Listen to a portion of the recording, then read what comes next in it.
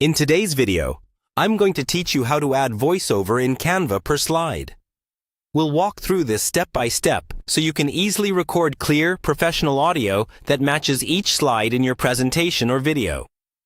This is perfect for tutorials, lessons, pitches, and any project where you want your narration synced with your visuals. First, open your design in Canva. This can be a presentation, a video template, or any multi-page design. Make sure all your slides are laid out the way you want before you start recording, because it's always easier to record once your visuals are finalized. Take a moment to read through your content so you know what you'll say on each slide. You can even jot down a quick script or key talking points off to the side.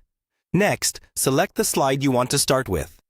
At the top of the Canva editor, you should see an option to record or add audio, usually under the Upload or Apps section, depending on your version of Canva. Look for something that mentions recording or a microphone icon. Click that, then choose the option to record a voiceover. If it's your first time, your browser may ask for permission to use your microphone. Make sure you allow that so Canva can capture your audio. Before you begin recording, check that you're in a quiet environment. Speak at a natural pace and distance from the microphone. If you're using a built-in laptop mic, try to sit fairly close and avoid bumping the desk. When you're ready, hit the record button. Narrate everything you want to say for that slide only. If you mess up, don't worry. Simply stop, delete that take, and record again until you're happy with it. Once you've recorded, Canva will place the audio on the timeline or under that specific page, depending on your project type.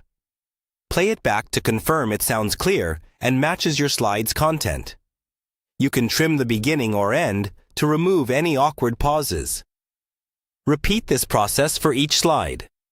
Click the next slide, start a new recording, and focus just on that one section of your presentation. When all your slides have their own voiceovers, preview the entire design from start to finish.